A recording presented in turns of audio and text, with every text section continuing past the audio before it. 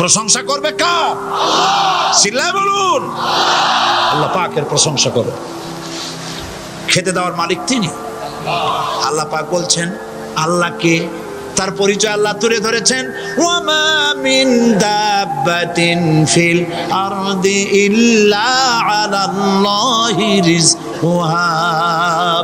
এই পৃথিবীর ভিতরে এমন কোন বিচরণশীল জীব নাই যার রিস্কের দায়িত্ব আমি আল্লাহ গ্রহণ করি নাই। সুবহানাল্লাহ বলবেন না? রিস্কের দায়িত্ব কার হাতে? আচ্ছা দেখুন তো, পৃথিবীর সমস্ত সরকারের কাছে বিভিন্ন মন্ত্রণালয় আছে না? খাদ্য মন্ত্রণালয় বলে কোনো মন্ত্রণালয় আছে কিনা? আছে। খালি কয় খামু আর খামু। খাদ্য মন্ত্রণালয় আছে, থাকার পরেও মানুষ না খাইয়া মরে, ঠিক কিনা? এবার একটু তাকান তো, জ্ঞানের চক্ষু দিয়া তাকান। ফরেস্ট এরিয়া, বাঘ আছে কিনা? নাই। সিংহ আছে কিনা? গন্ডার আছে কিনা? হাতি আছে কিনা? বিশাল বিশাল প্রাণী আছে কিনা? জঙ্গলে ছোট্ট প্রাণী থেকে, পোকা থেকে শুরু করে গন্ডার পর্যন্ত, টুনটুনি পাখি দিয়ে শুরু করে ঈগল পাখি পর্যন্ত, নদীর ভিতরে ছোট্ট চুনো পুঁটি থেকে শুরু করে তিমি মাছ পর্যন্ত। প্রাণী তত্ত্ববিদরা বলেছেন সমুদ্রের ভিতরে এমন এমন বড় বড় তিমি আছে যে একটা তিমির ওজন 5000 টন পর্যন্ত হয়ে যায়। 5000 টন তিমিটার ওজন। এর যখন বাচ্চা হয় তখন বাচ্চার দৈনিক দুধ লাগে 50 থেকে 60 মণ পর্যন্ত। কে ব্যবস্থা করে? রুহান ফেরেশতা। তো ওর মা যেমন বাচ্চা তো সেরকম হবে, ঠিক কিনা? কে দেয় খাবার? এবার দেখেন তো, আপনার দেশের এই জঙ্গলে কত হাতি আছে। হাতিরা মিছিল করে আসছে যে আল্লাহ আমাদের এখন আর খাইতে যেতে দিতে পারে না, বাংলাদেশের গভর্নমেন্ট কিছু দাও। আসছে না, খাইয়া ক্ষুধার জ্বালায় হাতি মরেছে, বাঘ মরেছে, সিংহ মরেছে। এর কোনো দৃষ্টান্ত আছে? ক্ষুধার জ্বালায় আকাশের উড়ন্ত পাখিরা ছটফট করে মারা গেছে, দৃষ্টান্ত আছে? নদীর মাছেরা ক্ষুধার জ্বালায় ভেসে উঠেছে, না খাইয়া মরে গেছে, দৃষ্টান্ত আছে? মহান আল্লাহ রাব্বুল আলামিন কোরআন শরীফের ভিতরে বলেছেন অনেক প্রাণী এমন আছে যারা তাদের খাদ্যকে সঞ্চয় করে না, খাদ্যকে জমা করে না, আহরণ করে না। সকালবেলায় একটা খাবার খেলো, দুপুরে কি খাবে তার জানা নাই। শকুন পৃথিবীর মাটি থেকে 3 মাইল উপরে ওড়ে, তার চোখকে আল্লাহ পাক এত তীক্ষ্ণ বানিয়ে দিয়েছেন। এই চট্টগ্রামের কোথায় মরা গরু আছে 3 মাইল উপর দিয়ে দেখতে পায়? সুবহানাল্লাহ করতে ইচ্ছে করে না। এই প্রাণীগুলি খাবারগুলি কোনো গভর্নমেন্ট জোগাড় করে রাখে নাই। আল্লাহ পাক বলেন সবার খাবার আমি দেই। সকালবেলায় সমস্ত প্রাণীগুলি, মহাশূন্যে পাখি, পানির ভিতরে মৎস্যরাজি, জঙ্গলের ভিতরে হিংস্র প্রাণী, পোকামাকড় থেকে শুরু করে সবগুলো খালি পেটে সব বেরিয়ে যায়, কারো কোনো খাবারের মজুদ নাই। সন্ধ্যা হতে না হতে সমস্ত প্রাণীগুলির পেট ভরাইয়া আমি আবার যার যার ঘরে বেরায় দেই। ওয়ামা মিন দাব্বাতিন ফিল আরদি ইল্লা আলাল্লাহি রিজকুহা। সমস্ত প্রাণীর রিস্কের দায়িত্ব আমি আল্লাহর হাতে। কে দেয় রিজিক? জোরে বলুন, কে দেন? আল্লাহ পাক। কি খাবেন সব আল্লাহ জোগাড় করে দিয়েছেন। তরি তরকারি জোগাড় করেছেন, মাছ জোগাড় করেছেন, চাউল দিয়েছেন, খাবার দিয়েছেন, গোশত দিয়েছেন, সব দিয়ে দিয়েছেন। আল্লাহ রাব্বুল আলামিন সমস্ত জিনিস দিয়ে মানুষকে আল্লাহ পাক তার জন্য আল্লাহ সব করেছেন। খালাকালাকুম মা ফিল আরদি জামিআ। এই পৃথিবীতে যা তৈরি করেছে সব তোমার জন্য। এ হচ্ছে আমার আল্লাহ। এ হচ্ছে আমার কে? আল্লাহ। সে আল্লাহ পাক বলছেন, আল্লাহর পরিচয় তিনি স্রষ্টা, তিনি রিজিক দাতা। এবার আইনদাতা কে? আইনদাতা কে? আরো জোরে বলুন। আইনদাতা আল্লাহ হচ্ছে আল্লাহর পরিচয়। ইনিল হুকমু ইল্লা লিল্লাহ আলা লাহুল খালকু ওয়াল আমর। সৃষ্টি যার, আইন চলবে তার।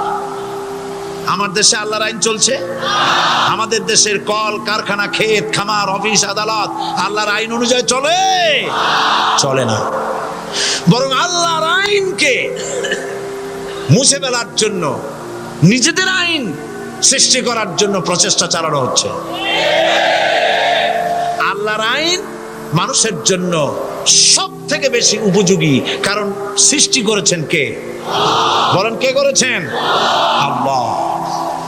প্রত্যেকটি মেশিন আপনি যা কিনবেন, রেডিও হোক, টিভি হোক, যে কোনো যন্ত্র হোক, গাড়ি হোক, তার সাথে একটা লিটারেচার, একটা বই তার সঙ্গে দিয়ে দেওয়া হয়।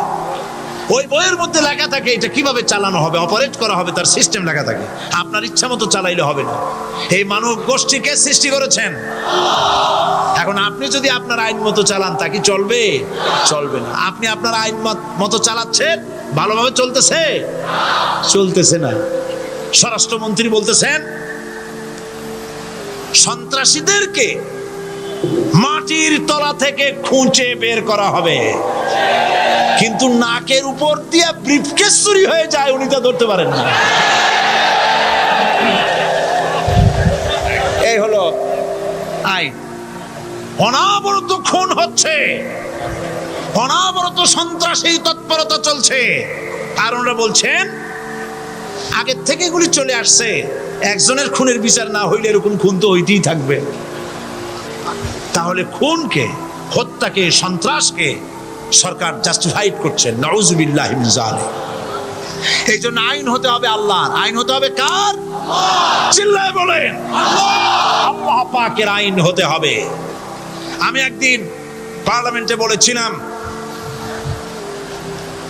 আমার দেশের নেতা নেত্রীরা বারবার হজ করতে যান, উমরা করতে যান, সেখান থেকে আসার সময় কি আনেন?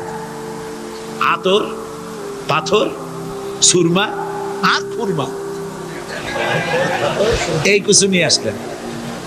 কিন্তু আমি বলেছি, আপনারা কি কিছু চোখে দেখেন না? পার্লামেন্টে এইভাবে বক্তৃতা করেছে, কিছু চোখে দেখেন না? আমি প্রশ্ন করে আমি আবার জবাব দিচ্ছি, আপনারা যারা হজ করতে যান, উমরা করতে যান, হজের কথাই ধরি, এই হজ করতে যখন যান তখন মুজদালিফায় একটা রাত কাটাইতে হয়। সেটা কোন দিন? ইয়াউমে আরাফার পরের দিন। এই মাঠে দালান কোঠা আছে, এখানে বেড়া আছে, শামিয়ানা আছে, পর্দা আছে, তাবু আছে, কিচ্ছু নাই। লক্ষ লক্ষ নারী আর পুরুষ পাশাপাশি শুয়ে থাকে, তাও সুবহানাল্লাহ কইতে ইচ্ছে করে না। সারা রাত জনে জনে পুলিশ পাহারাদার নাই। কিরকম মেয়ে এলো, চাঁদের সৌন্দর্য হার মানায় দিতে পারে এরকম সুন্দরী। এরকম সুন্দরী নারী, সুদর্শন পুরুষ পাশাপাশি রাস্তার ধারে, মরুভূমির ভিতরে সারা রাত কাটাচ্ছে। ইয়াউমে আরাফার পরের রাতটা, একটা রাত পুরা। এভাবে চলতেছে বছরের পর বছর, শতাব্দীর পর শতাব্দী, সহস্রাব্দীর পরে সহস্রাব্দী। আমি প্রশ্ন করি, পৃথিবীর ইতিহাসে কেউ কি এমন কথা বলতে পেরেছে, লিখতে পেরেছে যে মুজদালিফার রাতে সেখান থেকে 10টা নারী হাইজ্যাক হয়েছে, 5টা নারী লাঞ্ছিত হয়েছে? বলতে পারবে? গভীর রাত্রে পুরুষ সঙ্গী ছাড়া সুন্দরী রমণী, যুবতী রমণী একাকিনী নিজের ঘর ছেড়ে আল্লাহর ঘরে তাওয়াফ করতে আসে। তাওয়াফ সেরে তাহাজ্জুদের নামাজ পড়ে আল্লাহর কাছে মোনাজাত করে একা একা হাজার হাজার লাখো পুরুষের ভিতর থেকে আপন ঘরে ফিরে যায়। কারো বাবার হিম্মত নাই, একবার তাকায় সে তো রূপ উপভোগ করার জন্য আবার তাকায়, অথবা তার আঁচল ধরে টান মারে। আছে ইতিহাস? কথা কন না কেন?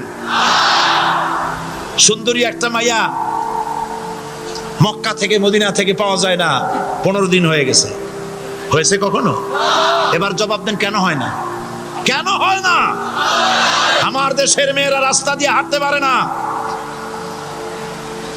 হাই স্কুল মেয়েদের, হাই স্কুল মেয়েদের কলেজ যখন ছুটি হয়, তথাকথিত সোনার ছেলেরা গেটের সামনে এতিমের মতো কাড়ায় থাকে। অনবরত হাইজ্যাক হচ্ছে, ধর্ষণের সেঞ্চুরি হচ্ছে। আর ওখানে হয় না কেন? ওখানে হয় না এই কারণে, এই কোরআনের আইন আল্লাহ রাব্বুল আলামিন যে আইন দিয়েছেন, ওখানে আইন বলবৎ আছে। আছে নাকি? আছে কিনা? কোন পুরুষ কোন নারীকে ধর্ষণ করেছে যদি প্রমাণিত হয়, সে যদি ফাহাদের ছেলে হয় আর ফাহাদের মেয়েও হয়, কোরআনের শাস্তি হলো পাথর মেরে উড়াইয়া দাও। তাকে জানিয়ে দেওয়া হবে রেডিও টিভির মাধ্যমে, জেনাকারের ব্যভিচারীর শাস্তি হবে। চতুর্দিকে হাজারো লোকেরা দাঁড়াবে, হাতে পাথর নিয়ে, পাথর মেরে তাকে তার গোশত হাড্ডি বাতাসের সাথে উড়ায় দেবে। একজন মানুষ আর একজন মানুষকে খুন করলো, এই আসামি ধরা পড়ে গেল, কোরআনের শাস্তি হলো যখন ধরা পড়বে প্রমাণিত হবে, যেমন ভাবে হত্যা করেছে পরেও হত্যা করো। এই দৃশ্য, এই আইন যদি বাংলাদেশে যদি এই আইন চালু হয়ে যেত, খুনের আসামি ধরা পড়েছে জেনার আসামি, প্রকাশ্য ময়দানে এলো, সাক্ষী প্রমাণে কোর্টে প্রমাণিত হলো সত্যি সে খুনি। এই বিশাল আউটার স্টেডিয়ামের মাঝখানে খুনি কি দাঁড় করাও, চতুর্দিকে হাজারো লাখো মানুষ থাকুক, রেডিও টিভির ক্যামেরা কার্যকর হবে, পত্র পত্রিকার সাংবাদিকরা আসবে, তরবারির এক আঘাতে খুনির কল্লাটা উড়ায় দাও, দেহটা নিঃসার হয়ে জমিনে পড়ে যাবে। এই দৃশ্য যারা দেখবে স্বচক্ষে, রেডিওতে, পত্র পত্রিকায়, আর 1 বছরের ভেতরে খুন করার হিম্মত কারো কলিজায় উঠবে? জেনাকারের পাথর মেরে দেওয়া, পাথর মেরে উড়িয়ে দেওয়ার শাস্তি যদি চোখে কেউ দেখে, জেনা করার পুলক আর জাগবে? এটা নাম আল্লাহর আইন। এই আইন কার? এই আইন কার? এই আইন যতদিন পর্যন্ত বাংলার মানুষের, মুসলমানদের উপরে কার্যকরী না হচ্ছে, এই দেশে কার্যকরী না হবে, ততদিন পর্যন্ত হত্যা, ধর্ষণ, খুন বন্ধ হবে না। বন্ধ হবে। সুতরাং এই আইন হচ্ছে কার? আরো জোরে বলেন, আল্লাহ রাব্বুল আলামিন।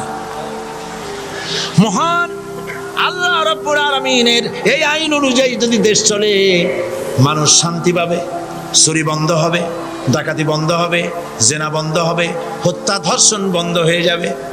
নবীজি এমন একটি আইন চালু করে দিয়ে, কোরআনের বিধান চালু করে দিয়ে এমন একটা সমাজ চালু করেছিলেন, যেই সমাজ সম্পর্কে হুজুর নিজে বলেছেন, খায়রুল কুরুনে কারনি, সর্বশ্রেষ্ঠ যুগ হলো কার যুগ? আমার যুগ। সুবহানাল্লাহ বলেন।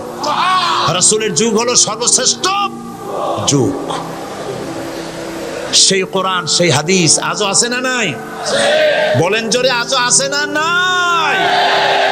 সেই কোরআন এবং সুন্নাহ দিয়ে দেশ শাসন হোক, এটা কি আমরা চাই? কারা কারা চাই? তো হাত উঁচু করে দেখা।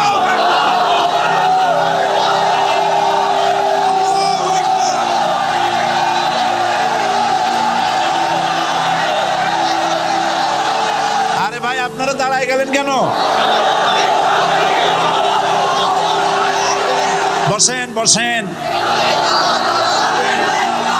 আমি তো একটা স্লোগান দিতে বললাম, হাত দেখতে চাইছি আমি, মাথা দেখতে চাই নাই। এই সুযোগে কোমরটা সোজা করে নিলেন।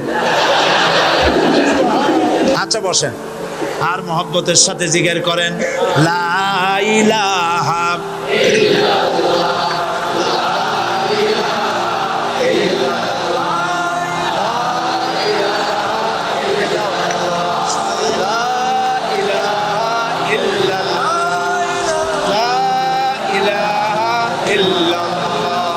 লা জোরে সোরে সবাই জিকির করেন, লা ইলাহা ইল্লাল্লাহ, লা ইলাহা ইল্লাল্লাহ, লা ইলাহা লা ইলাহা ইল্লাল্লাহু মুহাম্মাদুর রাসূলুল্লাহ। বসুন, আমরা মুনাজাত করব। আল্লাহ রাব্বুল আলামিন আয়াতুল কুরসির ভিতরে আল্লাহর সার্বভৌমত্বের কথা বলেছেন। আল্লাহু লা ইলাহা ইল্লা হুয়াল হাইয়ুল কাইয়্যুম। পড়েন আমার সাথে সবাই, আল্লাহু লা ইলাহা ইল্লা হুয়াল হাইয়ুল কাইয়্যুম। আল্লাহ হচ্ছেন যিনি ছাড়া কোনো ইলাহ নাই, তিনি শাশ্বত চিরঞ্জীব। সুবহানাল্লাহি ওয়া বিহামদিহি। আগামীকাল এর বাকি অংশ আমি আপনাদের সামনে আলোচনা করব ইনশাআল্লাহ। জোরে বলেন ইনশাআল্লাহ। দাঁড়ানো ভাইরা বসেন, আপনাদের পাশে যারা দাঁড়িয়েছেন অনুরোধ করে বসায় দেন। বলেন যে আর 5টা মিনিট বসেন, আল্লাহর রাস্তায় হাঁটেন না। হ্যাঁ বলেন, বলেন আপনারা যে আল্লাহর রাস্তায় হাঁটেন না, বসেন, সবাই বসেন। এত বড় মাহফিলের মুনাজাত, সুবহানাল্লাহ বলেন। চট্টগ্রামের ইতিহাসের শ্রেষ্ঠ মাহফিল, চিল্লায় বলেন সুবহানাল্লাহ। গোটা বিশ্বের কোরআনের শ্রেষ্ঠ মাহফিল, বলেন সুবহানাল্লাহ। যারা বলেন আলহামদুলিল্লাহ। আগামীকাল এ মাহফিলের আখেরি মুনাজাত হবে ইনশাআল্লাহ। বলেন ইনশাআল্লাহ। আমি আন্তরিকভাবে দুঃখিত, প্রতি বছর আমার মা বোনদের জন্য, চট্টগ্রামবাসী আমার মা বোনদের জন্য আলাদাভাবে তাদের প্রশ্নের উত্তর দেই এবং তাদের সামনে কোরআন হাদিসের কথা আলাদাভাবে বলি।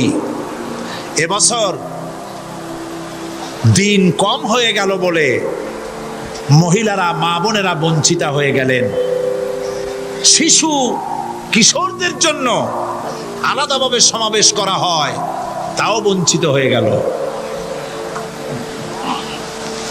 এই বিশাল তাফসীরুল কোরআন মাহফিলের বরকত থেকে চিটাগংবাসীকে যারা বঞ্চিত করলো, আল্লাহ তাদের হেদায়েত নসিব করে দিয়ে। যদি হৃদয় থাকে, যদি হৃদয় বলে কিছু থাকে, বিবেক বলে যদি কিছু থাকে, আর শরীর যদি মুসলমানের পিওর রক্ত থাকে, তাহলে বাড়ি বসে অনুশোচনা করা উচিত, চোখের পানি ফেলানো উচিত ওই সব লোকের যারা এই বরকতপূর্ণ মাহফিলকে বাধা দিয়েছে। আর যাদের কলজের মধ্যে আল্লাহ মোহর মেরে দিয়েছে, এগুলোর তো হেদায়েত হবে না।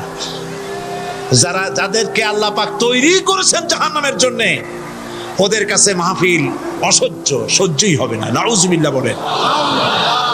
চট্টগ্রামবাসীর জন্য তাফসীরুল কোরআন মাহফিল নিয়ামত।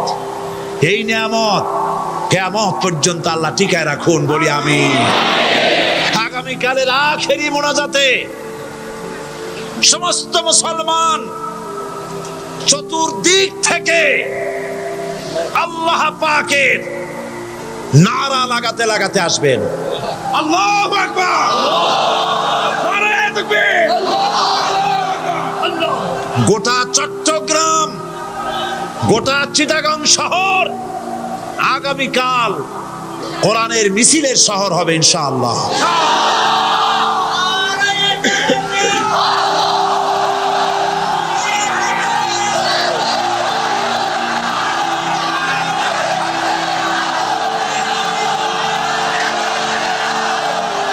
সকল ধন এবং সম্পদের মূল মালিক হচ্ছেন আল্লাহ পাক। সমস্ত ধন সম্পদের মালিক কে? আল্লাহ সুবহানাহু ওয়া তাআলা। কোরআনে কারীম বলছে, লিল্লাহি মা ফিস সামাওয়াতি ওয়া মা ফিল আরদ। আকাশ এবং জমিনের ভিতরে যা কিছু আছে সব কিছুর মালিকানা কার? জোরে বলেন কার? আল্লাহ রাব্বুল আলামিন হচ্ছেন এর একচ্ছত্র মালিক। সুতরাং বান্দাদের কাছে কিছুদিনের জন্য এগুলিকে আমানত রাখা হয়েছে। আমাদের ঘর আছে, বাড়ি আছে, ব্যবসা আছে, বাণিজ্য আছে, জায়গা আছে, জমিন আছে, গরু আছে, বাছুর আছে, এই সবগুলি কিছুদিনের জন্য আমাদের কাছে কি রাখা হয়েছে? আমানত। আমানতের মাল আপনি আপনার ইচ্ছা মতো খরচ করতে পারবেন না। আমানতের মাল কি ইচ্ছা মতো খরচ করা যায়? যায় না। আমানতের মালকে খরচ করতে হলে মূল মালিকের ইচ্ছা অনুযায়ী খরচ করতে হবে। মূল মালিককে আল্লাহ রাব্বুল আলামিন বলছেন, ইন্নাল্লাহা ইশতারা মিনাল মুমিনিনা আনফুসাহুম ওয়া আমওয়ালাহুম বিআন্না লাহুমুল জান্নাহ।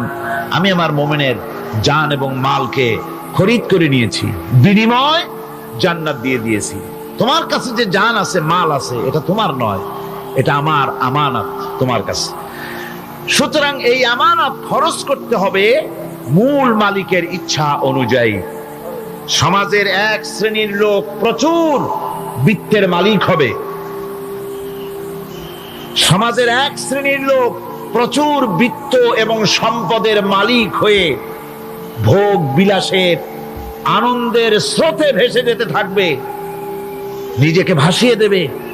আর এক শ্রেণীর লোক অনাহারে অর্ধাহারে কষ্ট করবে।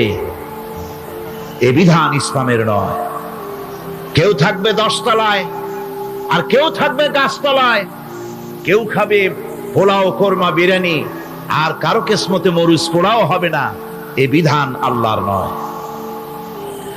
ইসলামের বিধান হচ্ছে এই যে আল্লাহ যে সব সম্পদ মানুষকে দান করেছেন, এই সম্পদের ভিতরে বিত্তহীনদের অধিকার রাখা হয়েছে। বিত্তহীন যারা গরিব, যাদের কিছু নাই, তারা আপনার করুণার পাত্র নয়। কি বলেন? তারা কি ধনীদের করুণার পাত্র? কোরআনে কারিমে আল্লাহ বলেন, ওয়াল্লাযীনা ফী আমওয়ালিহিম হাক্কুল লিস-সাইলি ওয়াল মাহরুম।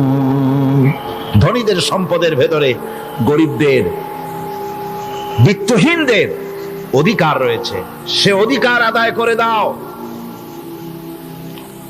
দান করা এমনি দিয়ে দেওয়া এক জিনিস, গরিবদেরকে, বিত্তহীনদেরকে ইসলাম করুণার পাত্র বানায় নাই, বলেছে অধিকার। অধিকারটা বড় মজবুত কথা, এই কথার লোড আছে, ওয়েট আছে। আপনার আমার সম্পদের, অর্থাৎ যাদের বিত্ত আছে, বিত্ত সম্পদওয়ালা সম্পদশালী লোকেদের সম্পদের ভেতরে গরিবদের অধিকার রয়ে গেছে। সে অধিকার আদায় করতে হবে। ইসলাম সকল মানুষের দারিদ্র দূর করে বেঁচে থাকার মৌলিক অধিকার প্রতিষ্ঠিত করেছে। রাসূল করিম সাল্লাল্লাহু আলাইহি ওয়াসাল্লাম বলেছেন, লাইসা লি ইবনি আদম হাক্কুন সিওয়া হাযিহিল খিসাল, বাইতুন ইয়াসকুনুহু ওয়া সাওবুন ইউয়ারি আওরাতাহু ওয়া জালফাল খুবজি ওয়াল মা। আখরাজাহু তিরমিজি। তিরমিজি শরীফের হাদিসের ভেতরে এসেছে, রাসূল করিম সাল্লাল্লাহু আলাইহি ওয়াসাল্লাম বলেছেন, প্রত্যেকটি বনি আদমের তার বাস করার জন্য একটা গৃহ, এবং লজ্জা ঢাকার জন্য, শীত নিবারণের জন্য তার বস্ত্র, আর ক্ষুধা মিটাবার জন্য তার পানি আর রুটি ইত্যাদির ব্যবস্থা করতে হবে। চাই সে মুসলমান হোক, আর হিন্দু হোক, আর খ্রিস্টান হোক, বনি আদম, আদমের সন্তান যে মানুষ, যে তার এই অধিকার ইসলাম প্রতিষ্ঠিত করেছে। আজ বলা হচ্ছে খাদ্য, বস্ত্র, বাসস্থান সমাধান দেবে অমুকরা তমুকরা, এরকমের স্লোগান হয় না? ওরা দিতে পারবে না, ওরা দিতে পারে নাই। খাদ্য, বস্ত্র, শিক্ষা, চিকিৎসা, বাসস্থানের গ্যারান্টি দিয়েছে কোরআন, দিয়েছে আল্লাহ রসুল জনাব মুহাম্মদ রাসূলুল্লাহ সাল্লাল্লাহু আলাইহি ওয়াসাল্লাম। ইসলাম অর্থনৈতিক নিরাপত্তার জন্য যে সব পন্থা অবলম্বন করেছে, সেটা হচ্ছে যে সমাজের কর্মক্ষম সকল ব্যক্তি রুজির জন্য পরিশ্রম করবে, কেউ বসে থাকতে পারবে না। এটা হচ্ছে ইসলামের নিয়ম, কেউ বসে থাকতে পারবে না।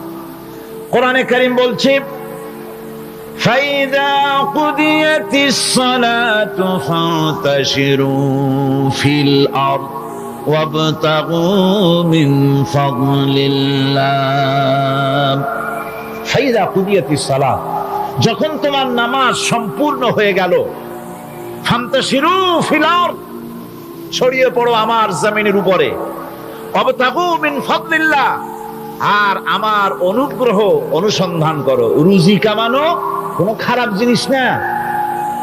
কেউ মনে করে সারাদিন বসে বসে আল্লাহর জিকির করব, কেউ দুনিয়াটারে ঝামেলা মনে করে জঙ্গলে চলে যেতে চায়। এটা নিয়ম না। আপনি বসে থাকতে পারবেন না, আপনাকে কাজ করতে হবে। রুজি কামাই করাটাকে কোরআনে কারিমে এতটা সম্মান দিয়েছে, যেটাকে ফদলুল্লাহ বলা হয়েছে। ফদলুল্লাহ এটা আল্লাহর অনুগ্রহ, সুবহানাল্লাহ বলেন। এটাকে ফদলুল্লাহ বলা হয়েছে, এটা জিনাতুল্লাহ বলা হয়েছে। আপনি যে কাপড় চোপড় ব্যবহার করেন, এই কাপড় চোপড়ের ব্যাপারে আল্লাহ পাক প্রশংসা করেছেন, কাপড় চোপড় সুন্দর পরতে বলেছেন। তারপরে রুজি রোজগার হালাল করতে বলা হয়েছে, এবং রুজি কামাবার ব্যাপারে হালাল ভাবে রুজি কামাবার জন্য ইন্সপিরেশন দেওয়া হয়েছে কোরআন এবং হাদিসে। রাসূল করিম সাল্লাল্লাহু আলাইহি ওয়াসাল্লাম বলেছেন, আল কাসিবু হাবিবুল্লাহ, সহস্তে যে উপার্জন করে সে আল্লাহর বন্ধু। যে ব্যক্তি ঠেলা গাড়ি চালায়, কুলি মজুর রিকশা চালায়, নিন্দা নাই, তাকে নিন্দা করা যাবে না। রিকশাওয়ালাও একটা গুরুত্বপূর্ণ দায়িত্ব পালন করছে। কুমার, কামার, তাঁতি, জেলে, ধোপা, নাপিত সবাই কাজ করছে। প্রত্যেক কাজের সম্মান ইসলাম দেয়, সুবহানাল্লাহ কোন। সমস্ত কাজের সম্মান আছে, শুধুমাত্র সম্মান নাই চুরির কাজের, ডাকাতির কাজের, সন্ত্রাসের কাজের, চাঁদাবাজির কাজের, মাস্তানির কাজের। এই সব কাজ নিন্দনীয় এবং এই সব কাজ নিতান্ত বাজে কাজ। এ কাজের কোনো সম্মান নাই। সম্মান হচ্ছে নিজের হাতে কামাই করে সারা দিনে এক মুঠো খাবারও যদি খান, আপনার খাবারের চাইতে হালাল খাবার কারো হতে পারে না। আল্লাহর বন্ধু সোজা কথা না। আল কাসিবু হাবিবুল্লাহ, সহস্ত উপার্জনের এত বরকত। সেজন্য অর্থনৈতিক নিরাপত্তার জন্য সমাজের প্রত্যেকটি কর্মক্ষম লোককে কাজ করতে হবে। কি করতে হবে? নামাজ পড়া হয়ে গেছে, এখন আর বসে থাকা চলবে না। নেমে পড়ুন কাজের জন্য, আল্লাহর অনুগ্রহ অনুসন্ধান করুন। এরপরে আল্লাহ পাক বলছেন, আমার অনুগ্রহ রুজি কামাও, আর রুজি কামাবার সময় ওযকুরুল্লাহ যিকরান কাসীরা লাআল্লাকুম তুফলিহুন। আর জিকির করবা আমার বেশি, আমার জিকির করবা। বলা হচ্ছে রুজি অনুসন্ধান করো, আর বলা হচ্ছে আমার জিকির করো। তো জিকির আর রুজি সন্ধানের ভিতরে সামঞ্জস্য কি? সামঞ্জস্যটা হচ্ছে এই যে আপনি যখন উযকুরুল্লাহ কাসীরান, আপনাকে বেশি করে জিকির করতে হবে। জিকির মানে কি? স্মরণ করা। জিকির মানে কি? স্মরণ করা, আল্লাহকে স্মরণ করে। রুজি যখন কামাতে যাবেন স্মরণ করবেন কারে? চিল্লায় কোন কারে? আপনি রুজি কামাবার জন্য চাকরি করতেছেন, অফিসে বসে যদি আল্লাহ রাব্বুল আলামিন আপনার স্মরণে থাকে, তাহলে ঘুষ খাওয়া আপনার জন্য সম্ভব হবে না। কথা ঠিক কিনা? আল্লাহ পাক বলছেন, রুজি কামাবার জন্য তুমি যে পরিশ্রম করবে, ওই পরিশ্রমের সময় বেশি বেশি জিকির করো, আমারে স্মরণ রাখো। অফিসে বসে যখন তুমি কাজ করবে, আমি যদি স্মরণে থাকি, তাহলে তুমি ঘুষ খাইতে পারবা না। তুমি জমিন চাষ করবে, জমিন চাষ করার সময় আমি যদি তোমার স্মরণে থাকি, জমিনের আইল ঠেলা তোমার পক্ষে সম্ভব হবে না। যত রকমের রুজি রোজগারের পথ আছে, আমাকে স্মরণ করো, খারাপ পথ থেকে বাঁচো, হালাল ভাবে রুজি কামাও। হালাল রুজির ভিতরে আল্লাহ রাব্বুল আলামিন বরকত দিয়ে দিবেন। আর কাজ করার জন্য বলা হয়েছে। রাসূল করিম সাল্লাল্লাহু আলাইহি ওয়াসাল্লাম বলেছেন, ইজা সাল্লাইতুমুল ফাজরা ফালা তানুমু আন তালবি আরযাকিকুম। ফজরের নামাজ পড়া হয়ে গেছে, ঘুমায়ও না।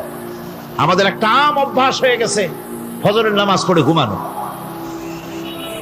হাদিস শরীফে বলা হচ্ছে, ফজরের নামাজ পড়া হয়ে গেছে, ঘুমায়ও না। রুজি তালাশ করো, রিজিক তালাশ করো, নিজের সাহায্য করো, অন্যকে সাহায্য করো, নিজের সংসারের জন্য কাজ করো, অন্যের জন্যও করো। হালাল ভাবে রুজি কামাই করে বউকে একটা ব্লাউজ কিনে দিয়েছেন, একটা শাড়ি কিনে দিয়েছেন, বাচ্চাকে ক্লাসের বই কিনে দিয়েছেন, বাজার থেকে মাছ তরিতরকারি কিনে। অক্ষম ব্যক্তিদেরকে সহযোগিতা করবে, যারা নাকি উপার্জন করতে পারে না ওই জাতীয় লোকদেরকে তারা সহযোগিতা করবে।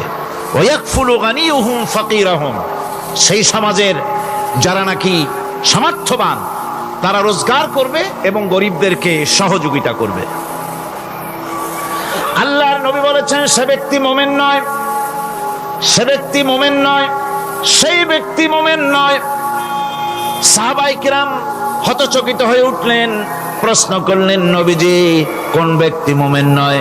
আল্লাহর নবী বলেন, যেই ব্যক্তি পেট পুরে আরাম করে ঘুমায় গেল এ কথা জানার পর, যে তার প্রতিবেশী না খেয়ে শুয়ে আছে, ক্ষুধার যন্ত্রণায় কাতরাচ্ছে, এ কথা জানার পরে যেই মুসলমান ব্যক্তি আরাম করে পেট ভরে খেয়ে ঘুমায়, সে কখনো মুমিনের দাবি করতে পারে না, মুমিন হতে পারে না।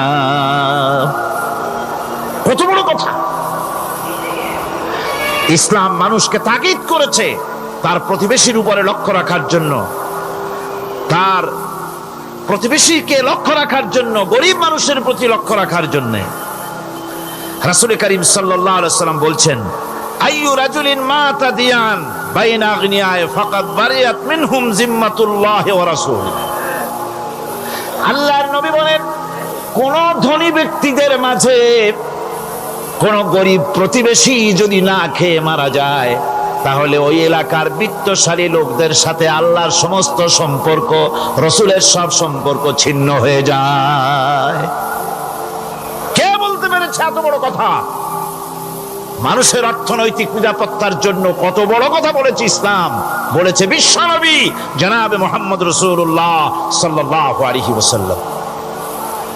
আল্লাহ রাব্বুল আলামিন বলেন,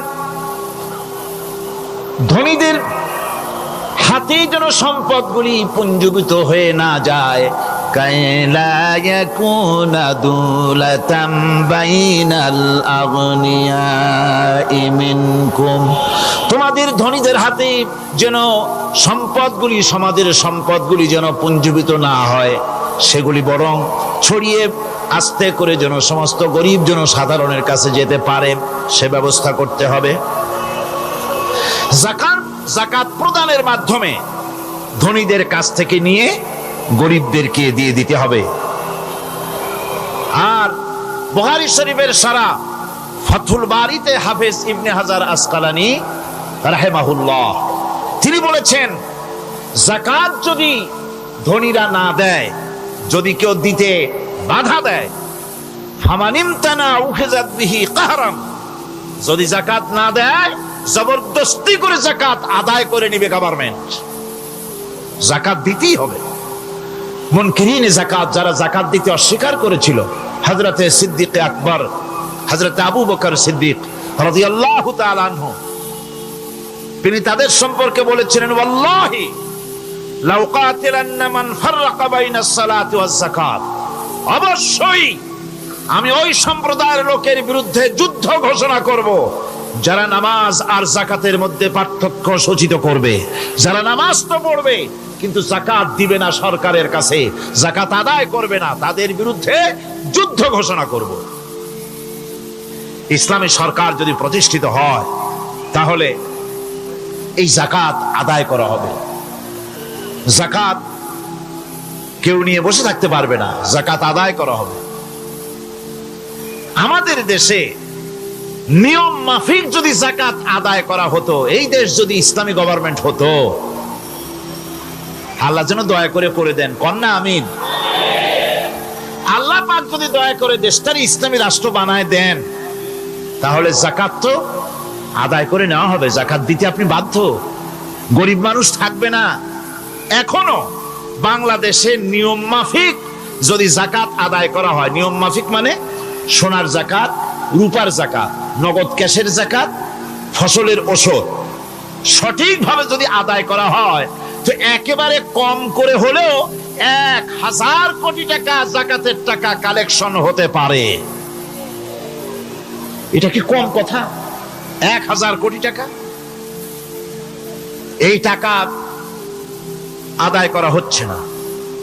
এই টাকা আদায় না করার কারণে যে শূন্যতার সৃষ্টি হচ্ছে, এই ভ্যাকুয়ামকে পূর্ণ করার জন্য এগিয়ে এসেছে 7 সমুদ্র 13 নদীর উপর থেকে এনজিওরা। এনজিওরা এসে আমাদের দেশে, সব এনজিও খারাপ আমি তা বলি না, বহু এনজিও আছে যারা এদেশের উন্নয়নের, আর্থসামাজিক উন্নয়নের জন্য তারা প্রচেষ্টা করছে। রাস্তাঘাট, স্কুল, কলেজ, চিকিৎসা ইত্যাদির দিকে কাজ করছে। যতগুলি এনজিও আমাদের দেশে আছে তার ভিতরে 52টা এনজিও গোনা বাছা যারা ইসলামের প্রকাশ্য দুশমন, আর এর শীর্ষস্থানে আছে ব্রাক। এই এনজিও গুলি তারা আমাদের দেশে এসে সুদি কারবার শুরু করেছে, পরিপূর্ণভাবে সুদের কারবার। ব্যাংকের থেকে যদি আপনি লোন নেন তাহলে 15 or 17% ইন্টারেস্ট দিতে হবে, আর ওদের কাছ থেকে যে সুদ, যে টাকা নেওয়া হয় সেই টাকায় গ্রামীণ ব্যাংক থেকে শুরু করে ব্রাক বলেন, কারিতাস বলেন, অক্সফাম বলেন, অ্যাডাপ বলেন, যেগুলি আছে এগুলি সুদ নেয় 30 থেকে 34% পর্যন্ত। গোটা জাতিকে গ্রাম পর্যায়ে তারা সুদের নিবিড় চাষ করতেছে, ঘরে ঘরে সুদ পৌঁছে দিয়েছে, মুসলমান নারীদেরকে বেহুরমতি করেছে, ইসলামের ঐতিহ্য ধ্বংস করতেছে, নারীদেরকে বিপর্যয় করতেছে, আমার দেশের ফ্যামিলি স্ট্রাকচারকে এনজিওরা ধ্বংস করে দিচ্ছে।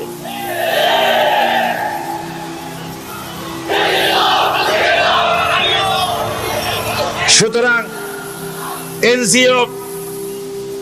এনজিওরা এই সুযোগটা পেত না। যদি যাকাত কালেকশন করা হতো আর যাকাত দিয়ে, যাকাত যে সব জায়গায় খরচ করতে হয় সেই খরচ করার জায়গাগুলিতে সঠিকভাবে যদি ব্যয় করা হতো এই অবস্থা হতো না। বাংলাদেশে সম্পদের অভাব নাই। যারা বলে বাংলাদেশ গরিব, আমি তাদের সাথে একমত নই। আক্ষরিক অর্থে বাংলাদেশ গরিব নয়, বাংলাদেশে সম্পদ আছে। বাংলাদেশে যে জিনিসটার অভাব সেটা হচ্ছে ইনসাফ ভিত্তিক বন্টনের অভাব। এখানে কেউ তো 1000 বিঘা জমির মালিক, বিঘা বুঝেন না কি কোন আপনারা? কানি।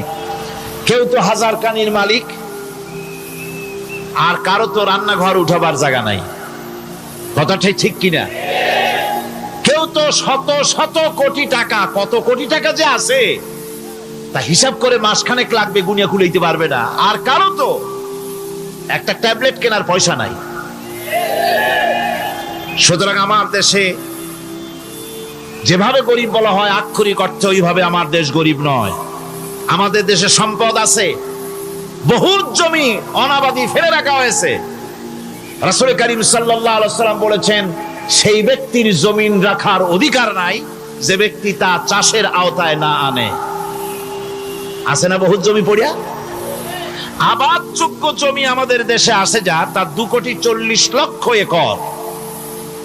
আমাদের ভূমি সম্পদ রয়েছে, বনজ সম্পদ যা আছে সেটা হচ্ছে 32,53,860 একর জুড়ে বিরাট বনজ সম্পদ আমাদের আছে। ভূমি সম্পদ আছে, বনজ সম্পদ আছে। আমাদের রয়েছে পানি সম্পদ, প্রায় 250 নদী, 3,600 বর্গ মাইল জুড়ে নদীগুলো প্রবাহিত আছে। আমাদের পানি সম্পদ আছে। আমাদের গ্যাস সম্পদ আছে, যে গ্যাস অন্তত 100 বছর চলতে পারে। প্রত্যেক বাড়িতে বাড়িতে গ্যাসের সংযোগ দিলেও 100 বছরে ফুরাবে না। আলহামদুলিল্লাহ কইতে ইচ্ছা করে না? জোরে কোন আলহামদুলিল্লাহ। আমাদের গ্যাস সম্পদ রয়েছে, আমাদের মৎস্য সম্পদ আছে, পশু সম্পদ আছে, কৃষি সম্পদ আছে, আরো রয়েছে বিপুল জনশক্তি। জনশক্তিকে আজ সবচাইতে বার্ডেন মনে করা হয়। জনশক্তিকে বলা হয় বাংলাদেশের সবচাইতে বড় সমস্যা, জনশক্তি সমস্যা। এটা হচ্ছে যে সরকার আসে তারই ভূতে পায়, যে যায় লঙ্কা সে আর মানুষ হালে ফেরে না, মানুষগুলি তার জন্য জ্বালা। অথচ এই মানব শক্তি হচ্ছে শ্রেষ্ঠ শক্তি। ইউনিভার্সিটি জনমের মতো না বাড়াইয়া এখন তো ইউনিভার্সিটি দাবি করতেছে সকলে, গ্রামে গঞ্জে থানায় রান্নাঘরে সব জায়গায় কয় আমাদের ইউনিভার্সিটি দাও। আর ইউনিভার্সিটির ফজিলত কি তা তো আমরা দেখতেইছি। এর থেকে বেশি করে পলিটেকনিক ইনস্টিটিউট, ভোকেশনাল ইনস্টিটিউট ইত্যাদি যদি বানানো হতো, ভিক্ষার হাতকে কর্মীর হাতে যদি পরিণত করা যেত, মানুষগুলিকে যদি কর্মক্ষম করা যেত, তাদেরকে যদি মডার্ন টেকনোলজি যদি শিক্ষা দেওয়া যেত, তাহলে এই মানব শক্তি রপ্তানি করে বা পৃথিবীর বিভিন্ন দেশ থেকে মূল্যবান বৈদেশিক মুদ্রা অর্জন করা যায়। সেটা না করে মানুষ হইছে জ্বালা, জনমের মতো এদেরকে মারো। এটা হচ্ছে ট্রেনের থার্ড ক্লাস প্যাসেঞ্জার্স মেন্টালিটি। সেটা কিরকম? সেটা হচ্ছে ট্রেনে যখন মানুষ চলে তৃতীয় শ্রেণীতে, একবার উঠে বসলে সে অন্যের জন্য জায়গা ছাড়ে না। জায়গা খালি আছে, আরেকজন এসে বললে ভাই আমার একটু বসতে দাও, কয় না ভাই এখানে লোক আছে। আসলে কিন্তু লোক নাই। আপনি যদি বলেন যে সেই লোক আসলে আমি জায়গা ছেড়ে দেবো, ততক্ষণ তো বসি। আপনি বসলেন, এরপরে আপনি তো বুঝছেন যে লোকটা ফাঁকিতেছে, ওই চিন্তা আপনার মধ্যেও ঢুকবে, আরেকজন আসবে, বসার জায়গা আছে, আপনি বলবেন না এখানে জায়গা নাই। ট্রেনের থার্ড ক্লাস প্যাসেঞ্জারদের যে মন মানসিকতা, বর্তমান মুসলিম দেশগুলির সরকার প্রধানেরা ঠিক ট্রেনের থার্ড ক্লাস প্যাসেঞ্জারদের চাইতেও থার্ড ক্লাস। মানব শক্তিকে কাজে লাগাবার চিন্তা না করে উল্টা চিন্তা তারা করছেন। এত সম্পদ থাকা সত্ত্বেও বাংলাদেশ আজ যে অভাব সৃষ্টি হয়েছে তা কৃত্রিম, এবং তা সৃষ্টি হয়েছে এটা এর একমাত্র দায়ী এর জন্য রাজনৈতিক ষড়যন্ত্র। রাজনৈতিক ষড়যন্ত্রের কারণেই এই অভাব সৃষ্টি হয়েছে। গোড়া থেকেই আমাদের দেশটি ষড়যন্ত্রের শিকার। প্রথমে ব্রিটিশ বেনিয়ারা 200 বছর পর্যন্ত গোলামির জিনজির পরিয়ে দিয়েছে। 200 বছর গোলামির পর দ্বিজাতি তত্ত্ব এবং মুসলিম সংখ্যাগরিষ্ঠতার ভিত্তিতে 47-এর আজাদি, তারপর পশ্চিমাদের শোষণ বঞ্চনা থেকে মুক্তি লাভের জন্য 71-এর আজাদি, এরপরে দেশের 90% হচ্ছে মুসলমান। 90% কারা? চিল্লায় বলেন না কারা?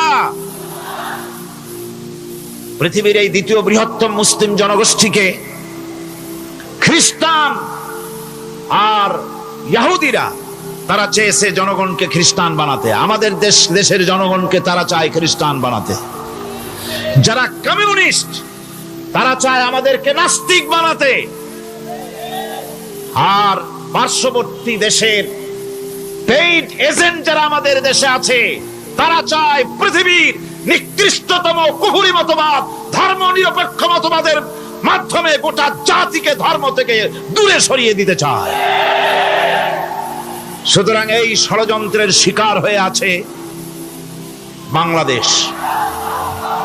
বাংলাদেশের এই আর্থসামাজিক প্রেক্ষাপটে ইসলামের বিধান ছাড়া, আল্লাহর দেওয়া বিধান ছাড়া এর কোনো মুক্তি নাই, এর নাজাতের কোনো পথ নাই। আল্লাহ রাসূল ক্ষমতা আরোহণ করলেন, রাষ্ট্রের মালিক হলেন, প্রেসিডেন্ট হলেন। রাসূলুল্লাহ কি হলেন? আল্লাহর নবী প্রেসিডেন্ট হলেন। সমাজের গরিব দুঃখীদের ব্যাপারে নবীজি বললেন, মান তারাকা মালান ফালওয়ারাসাতিহি ওয়া মান তারাকা দিয়ান আও কুল্লা ফালিয়াতিনি ফাইন্না মাওলাহু, রাওয়াহুল বুখারী। নবীজি বলেন, যে ব্যক্তি মারা গেল, মরে যাওয়ার পর তার যে সম্পদ থাকবে, এই সম্পদগুলি সে যে সন্তান স্ত্রী পুত্র যাদের রেখে গেছে তা তাদের জন্যে। আর যদি সে ঋণগ্রস্ত, যদি ঋণ অবস্থায় সংসারকে রেখে যে থাকে, তাহলে তার ঋণের বোঝা, ঋণের পরিশোধের দায়িত্ব আমি মুহাম্মদ সাল্লাল্লাহু আলাইহি ওয়াসাল্লাম নিয়ে নিলাম। সমাজের যার কোনো অভিভাবক নাই তার অভিভাবক আমি মুহাম্মদ সাল্লাল্লাহু আলাইহি ওয়াসাল্লাম। যার কোনো অভিভাবক নাই সেজন্য আমার কাছে চলে আসে। ইসলামী রাষ্ট্র এই বিধান পেশ করেছে। এর চাইতে সুন্দরতম বিধান পৃথিবীতে আর কেউ দিতে পারে নাই। সেজন্য সেই সমাজে চুরি বন্ধ হয়েছে, ডাকাতি বন্ধ হয়েছে, জেনা বন্ধ হয়েছে, সব বন্ধ হয়ে গিয়ে সুন্দর একটি সমাজ প্রতিষ্ঠিত হয়েছিল। আর রাসূল বলেছিলেন, খাইরুল কুরুনে কারনি, সর্বশ্রেষ্ঠ যুগ হলো আমার যুগ। সুবহানাল্লাহি বিহামদিহি। মানুষ দরজা খুলে ঘুমায়েছে, কারো ক্ষুধার কষ্ট নাই, পড়ার কষ্ট নাই, খাবারের চিন্তা নাই, চুরি ডাকাতির ভয় নাই, ভয় মুক্ত। ওই যে গতকাল বলেছিলাম, যেমন একটা সমাজ আসবে, খাব্বাব চিন্তা করো না, আমি কসম করছি এমন একটা সমাজ প্রতিষ্ঠিত হবে যেই সমাজে চুরি ডাকাতি জেনা ব্যভিচার হত্যা ধর্ষণ কোনো ভয় থাকবে না। লা ইয়াখাফু ইল্লাল্লাহ, আল্লাহ ছাড়া কারো কোনো ভয়, মনের ভিতরে ভয় থাকবে না। ওয়ালাকিন্নাকুম তাস্তাজিলুন, তোমরা বড্ড তাড়াহুড়ো করতেছো, বেসবর হচ্ছ, সবর করো, তাড়াহুড়ো করো না। এমন সমাজ আসবে। রাসূলুল্লাহ এরকম একটা সমাজ গোটা পৃথিবীবাসীকে উপহার দিতে পেরেছিলেন না পারেন নাই? পেরেছিলেন কিনা? সেই কথাই আল্লাহ রাব্বুল আলামিনের কথার সঙ্গে বার মিলান। লাইসাল বিররা আন তুওয়াল্লু বুজুহাকুম কিবালাল মাশরিকি ওয়াল মাগরিব, পূর্ব পশ্চিমে কত মাথা ঘুরালে, চেহারা ঘুরালে এটাই কিন্তু তোমার পুণ্যবান হওয়ার জন্য, নেককার হওয়ার জন্য যথেষ্ট নয়। বরং যথেষ্ট হলো আল্লাহর প্রতি ঈমান আনো, কিতাবের প্রতি, পরকালের প্রতি, ফেরেশতার প্রতি, নবীদের পরে ঈমান আনো, আর আল্লাহর মহব্বতে, আল্লাহর প্রেমে উদ্বুদ্ধ হয়ে আর একটা বড় কাজ করো, সেটা হলো ওয়াতাল মালা আলা হুব্বিহি যাবিল কুরবা ওয়াল ইয়াতামা ওয়াল মাসাকিন ওয়াবনাস সাবিল ওয়াসাইলিনা ওয়া ফির রিকাবি ওয়া কামাস সালাতা وآتى الزكاة والموفون بعهدهم إذا عاهدوا والصابرين في البأساء والضراء وحين البأس أولئك الذين صدقوا وأولئك هم المتقون।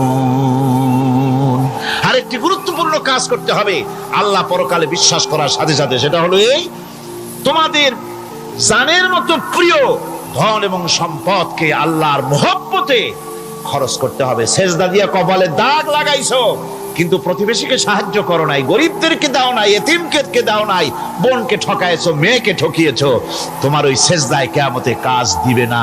প্রকৃতপক্ষের নেককার পুণ্যবান হওয়ার জন্য গরিব জনসাধারণকে সহযোগিতা করতে হবে। এরপরে মাঝখান থেকে যেটা বাদ দিয়েছিলাম, বলেছিলাম নামাজ এবং যাকাত। আমি যাকাতটা কালকে আগে নিয়ে এসেছিলাম, নামাজটা ছিল আগে। সেই নামাজটা যেহেতু আলাদা একটা বিষয় হবে, আর যাকাতটা সাদকার সাথে সামঞ্জস্য আছে, সেই জন্য যাকাত আর সাদাকার কথাটা একসঙ্গে মিলাই বলেছিলাম। এখন শুরু করছি নামাজ। সালাত, সালাত এর আবিধানিক অর্থ হচ্ছে কোন জিনিসের দিকে মুখ ফিরানো। সালাতের অর্থ হচ্ছে নিকটবর্তী হওয়া, মুখ ঘুরানো, মুতাওয়াজ্জা হওয়া।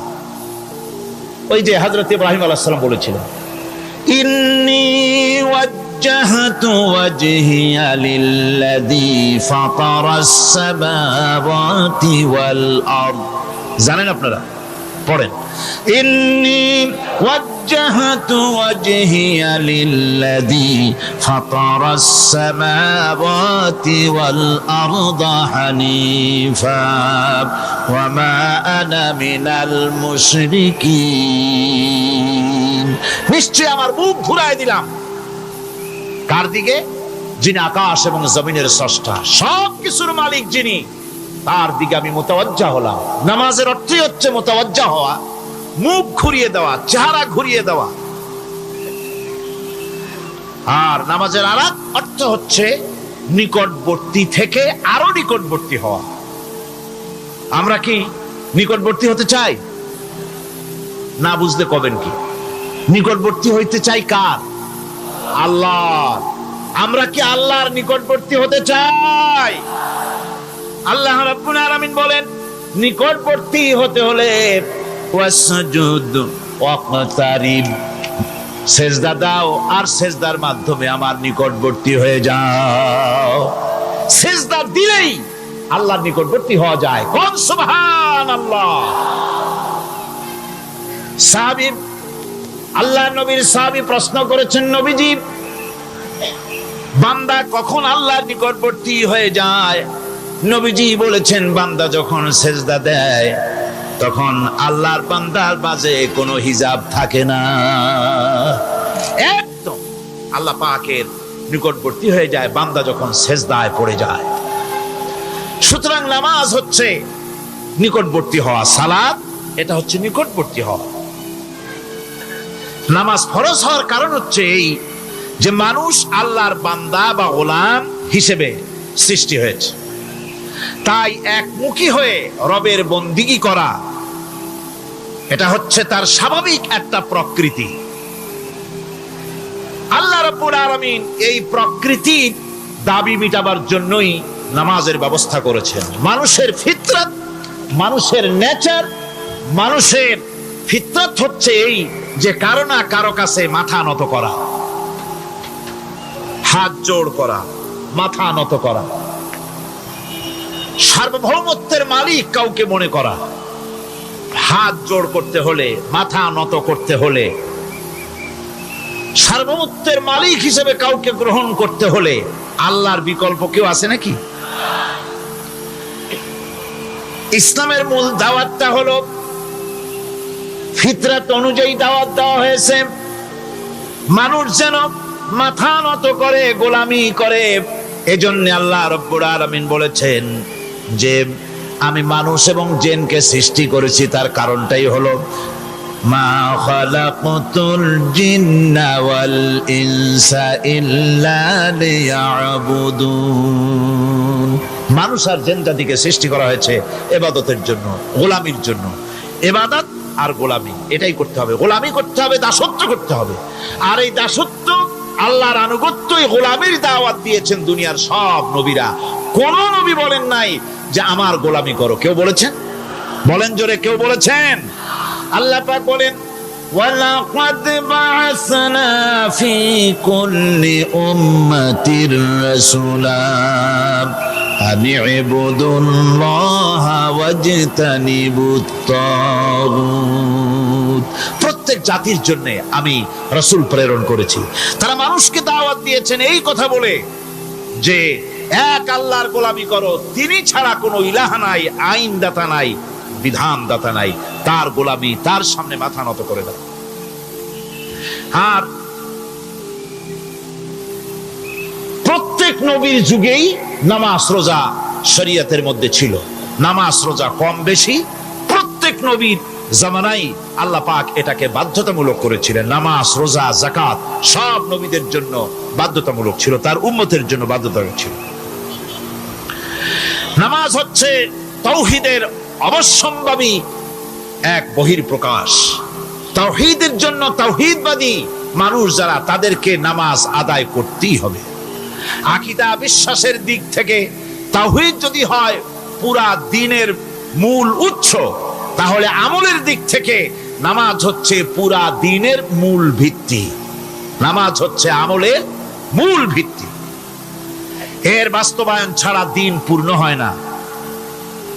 নামাজ মুমিনের কেবলমাত্র একটি উত্তম আমলই নয়, বরং নামাজ হচ্ছে ঈমানের মূল ভিত্তি। যার কাছে নামাজ নাই তার কাছে কিছুই নেই। রাসূল করিম সাল্লাল্লাহু আলাইহি ওয়াসাল্লাম বলেছেন যে নামাজ যে ব্যক্তি পড়ে না, আল্লাহ পাকের সাথে তার কোনো সম্পর্ক বাকি থাকে না।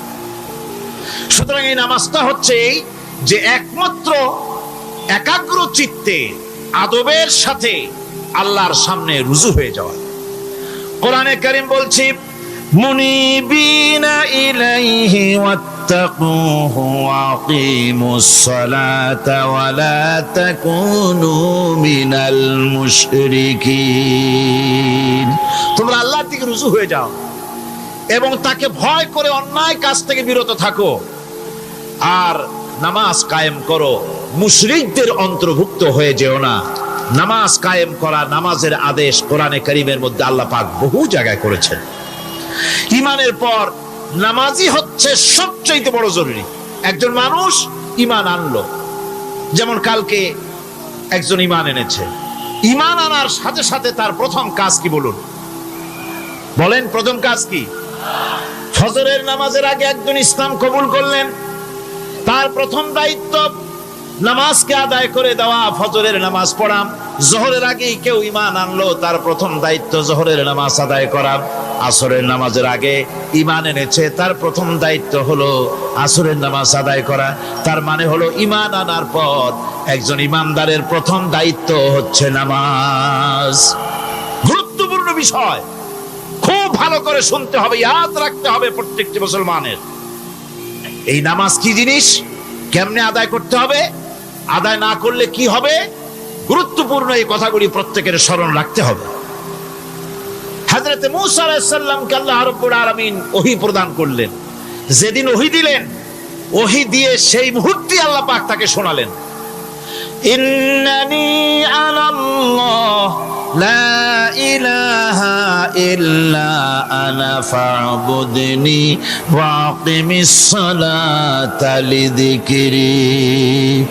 নিশ্চয়ই আমি আল্লাহ, আমি ছাড়া কোনো ইলাহ নাই, আমার গোলামি করো, আমার দাসত্ব করো, আর আমার শরণার্থে নামাজ কায়েম করো। নামাজ নামাজ নামাজ কায়েম করতে হবে, এটাই হচ্ছে ইমানের সবচেয়ে বড় দাবি। অন্যত্র আল্লাহ পাক বলছেন, কুল ইন্না হুদাল্লাহি হুয়াল হুদা ওয়া উমিরনা লিনুসলিমা লিরাব্বিল আলামিন। হে নবী বলুন, প্রকৃতপক্ষে আল্লাহর হেদায়েত হচ্ছে সঠিক হেদায়েত। সত্যিকারের হেদায়েত কার হেদায়েত? আল্লাহ পাকের হেদায়েত। এবং তার পক্ষ থেকে নির্দেশ করা হয়েছে যে সারা জাহানের মালিকের সামনে মাথা নত করে দাও। মাথা নত করবেন কার কাছে? আল্লাহ পাকের কাছে। ওয়া আনাকিমুস সালাতা ওয়াত্তাকুহু ওয়া হুয়াল্লাযী ইলাইহি তুহশারুন। আর নামাজ প্রতিষ্ঠা করো, আল্লাহ রাব্বুল আলামিনের ভয়তে সমস্ত অপরাধমূলক কাজ থেকে, অসামাজিক কার্যকলাপ থেকে বিরত থাকেও। আর একদিন মনে রেখো, তোমাদের সকলকেই আল্লাহ রাব্বুল আলামিনের দরবারে উপস্থিত হতে হবে। নামাজ ঈমান থাকা না থাকার প্রমাণ। ঈমান আছে কি ঈমান নাই এর প্রমাণ কি? নামাজ। আল্লাহ পাক বলছেন, ফালা সাদ্দাকা ওয়ালা সাল্লা ওয়ালাকিন কাযযাবা ওয়া তাওয়াল্লা। কিন্তু না সে সত্য মেনে নিল, আর না সে সালাত আদায় করলো, বরং সত্যকে মিথ্যা মনে করে ফিরে গেল। নামাজটাই হচ্ছে একজন মানুষের, সে মুমিন না কাফের তা প্রমাণ করার জন্য, এটাই হচ্ছে মূল কথা। কিয়ামতের দিন মানুষ যে জাহান্নামে যাবে, জাহান্নামের জন্য, জাহান্নামে যে সব কারণে যাবে তার মধ্যে বড় কারণ কালকে বলেছিলাম, দেখি মনে আছে নাকি? বড় কারণ কয়টা? কয়টা? আলহামদুলিল্লাহ মনে আছে। আল্লাহ রাব্বুল আলামিন বলেন, ইয়াতাসাআলুনা আনিল মুজরিমিন। কিয়ামতের দিন অপরাধীদেরকে জিজ্ঞেস করা হবে, মা সালাকাকুম ফি সাকার, জাহান্নামে কেন আসছো? জবাবে তারা বলবে, ক্বালু লাম নাকু মিনাল মুসাল্লিন ওয়া লাম নাকু নুতঈমুল মিসকিন। নামাজ পড়ি নাই, আর এতিম মিসকিনদের খেতে দেই নাই, এই কারণেই জাহান্নামে এসেছি। কল নাউযুবিল্লাহ। নামাজ যারা পড়বে না জাহান্নামে যেতে হবে। কোথায় যেতে হবে? কেউ কেউ মনে করতে পারবেন নামাজের ওয়াজ তো বহু শুনছি, এর চাইতে গুরুত্বপূর্ণ জিনিস আর নাই। নামাজের চাইতে গুরুত্বপূর্ণ ইবাদত আল্লাহর সৃষ্টি করেন নাই। মুসলমানের জন্য সর্বশ্রেষ্ঠ ইবাদত কি? চিল্লায় এখন জোরে বলেন কি? এই নামাজ। আকসার মানুষের নামাজ হয় না। যারা আমরা নামাজ পড়ি, বহু লোকের নামাজ পড়ে ঠিক, কিন্তু নামাজ আদায় হয় না। আমি সে কথা বলবো সামনের দিকে, প্রাণ খুলে শুনবেন, কাজে লাগবে ইনশাআল্লাহ। কোন ইনশাআল্লাহ? আকীদাগত দিক থেকে ঈমান হলো তাওহীদের স্বীকৃতি, আর আমলের দিক থেকে নামাজ হচ্ছে তাওহীদের বহিঃপ্রকাশ। আপনি মুসলমান তা প্রমাণ হবে নামাজ দিয়ে। নামাজহীন ঈমানের দাবি মূল্যহীন। যার নামাজ নাই তার ঈমানের দাবি করার কোনো মূল্যই নেই। অনেক এরকম কথা বলে, হুজুর আমি মানুষটা নিতান্ত খারাপ না, যাই মনে করেন, গ্রামে রাস্তা বানাইছি, ব্রিজ করে দিয়েছি, কালভার্ট করেছি, এতিম মিসকিনরে তাও মাঝে মধ্যে খাবার দেই। নামাজ হচ্ছে ইসলামের গণ্ডির মধ্যে প্রবেশের প্রমাণ। কোরআনে কারীম বলছে ফাইন তাবু ওয়া আকামুস সালাতা ওয়া আতাউজ যাকাতা ফাইখওয়ানুকুম ফিদ্দীন। সূরা তওবা এসেছে, তারা যদি তওবা করে আর নামাজ কায়েম করে, যাকাত যদি আদায় করে, তাহলে এখন তোমাদের সে দ্বীনি ভাই, এখন ভাই হয়ে গেল। একটু আগে ছিল কাফের মুশরিক, এখন তোমার দ্বীনি ভাই।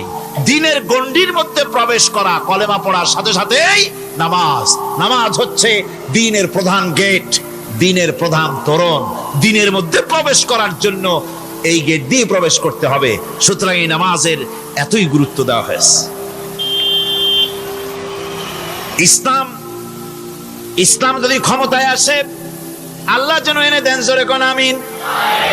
ইসলাম যদি ক্ষমতায় এসে যায়, রব্বুল আলামিন তাফসীরের মাহফিল, কোরআন সামনে নিয়ে আশা করে তোমার দরবারে দোয়া করি, এই বিশাল জনসমুদ্রের দোয়া কবুল করো মাবুদ গো, এই বাংলাদেশকে ইসলামের দেশ বানাইয়া দাও।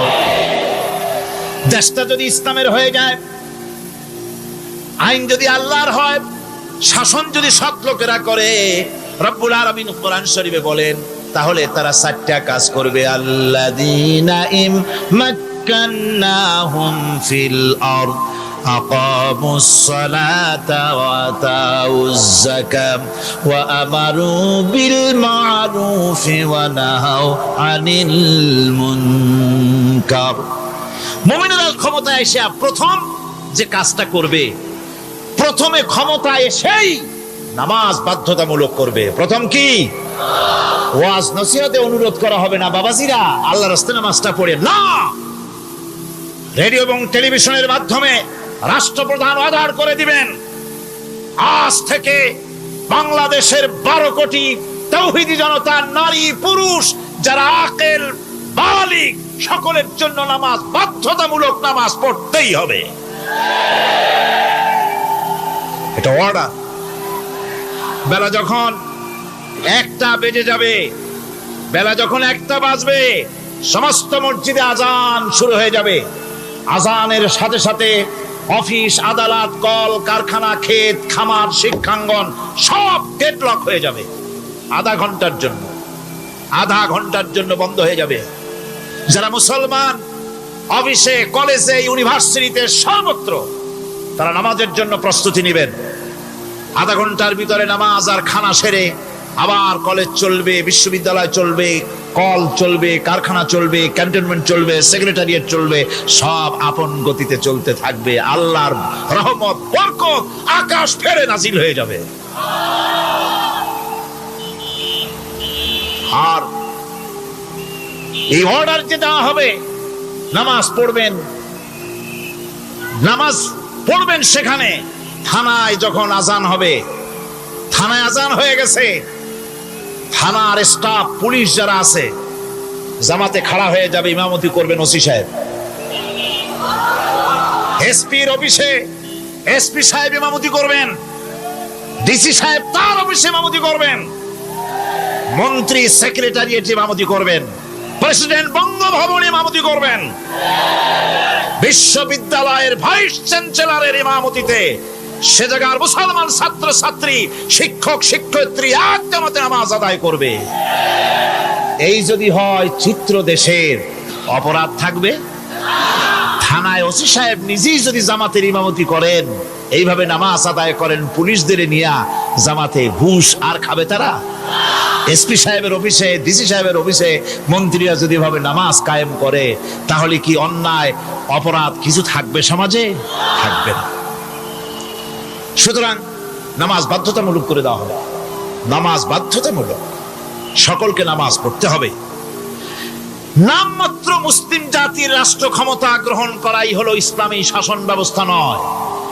ইসলাম ক্ষমতায় গিয়া অমুসলিমদের উপরে শাসন জারি করবে, আর অন্যান্য সরকারের মতো আমোদ ফুর্তি করে রাস্তাঘাট বানায় টানা এসিতে শুয়ে থাকবে, তা না। রাস্তা হবে, ঘাট হবে, কলেজ হবে, সব হবে, কিন্তু যারা মুসলমান তাদেরকে নামাজ পড়তে হবে। গোটা জনগণকে শাসক আর শাসিত উভয় গোলাম হবে আল্লাহ। উভয় গোলাম হবে কার? তখন প্রেসিডেন্টের বাবার ক্ষমতা নাই নিজের কোন আইন চালু করে, পার্লামেন্টের বাবার ক্ষমতা নাই ইসলামের বিরুদ্ধে টু শব্দটি করতে পারে। সেখানে শাসক আর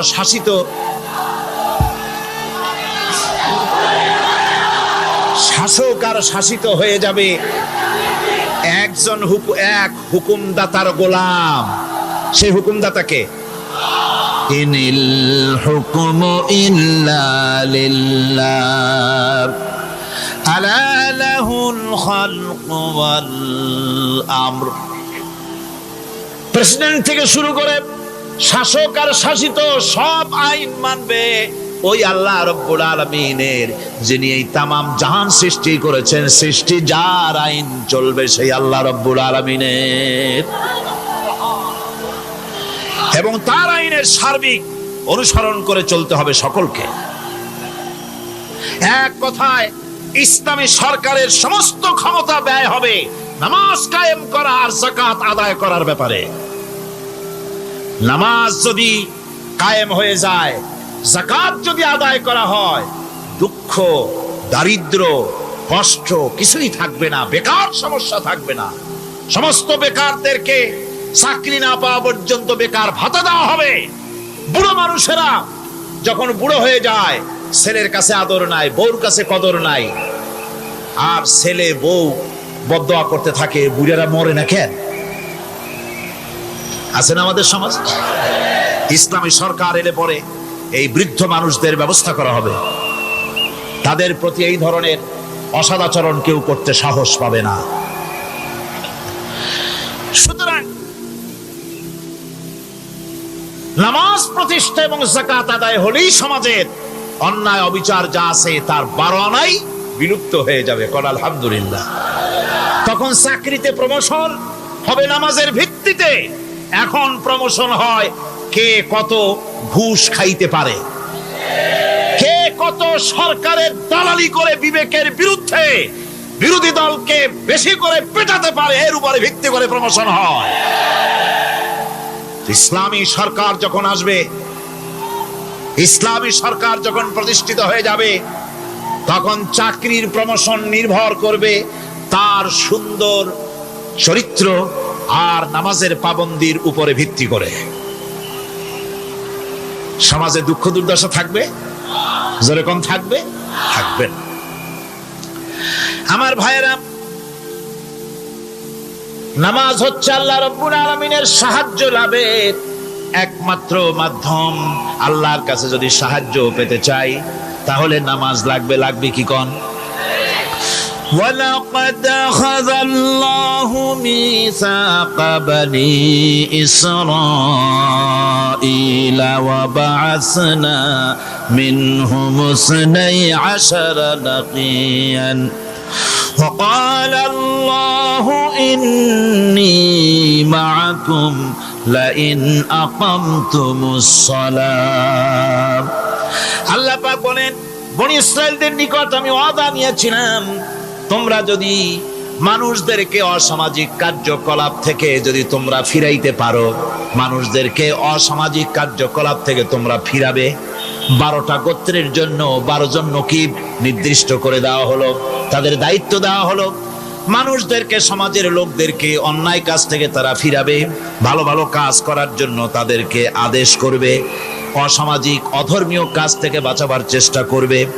এইটা যদি তোমরা করো তাহলে আমি তোমাদের সাথে আছি। শর্ত হলো একটা, তোমাদেরকে নামাজ কায়েম করতে হবে। নামাজ যদি কায়েম করো, আমার মদদ তোমাদের জন্য অবধারিত হবে। নামাজ প্রতিষ্ঠা করলেই আল্লাহর সাহায্য লাভ করা যায় জীবনের সকল ক্ষেত্রে। নামাজ হচ্ছে অপকর্মের প্রতিবন্ধক। নামাজ পড়লে অন্যায় কাজ থেকে বাঁচার পথ। অন্যায় থেকে বাঁচাই কিসে? নামাজ। আল্লাহ রাব্বুল আলামিন বলেন, উতলু মা উহিয়া ইলাইকা মিনাল কিতাবি ওয়াকিমিস সালাম ইন্নাস সালাতা তানহা আনিল ফাহশাই ওয়াল মুনকার। হে নবী, এই কিতাব তেলাওয়াত করো, যা তোমার প্রতি অবতীর্ণ করা হয়েছে, এই কিতাব তেলাওয়াত করো আর নামাজকে প্রতিষ্ঠা করো। নিঃসন্দেহে নামাজ মানুষকে পাপাচার থেকে বাঁচায়া দেয়। অশ্লীলতা, পাপাচার থেকে মানুষকে বাঁচায় কে? জোরে চিল্লায় কোন কে? নামাজ। এই নামাজ মানুষকে অন্যায় কাজ থেকে বাঁচায় দেয়।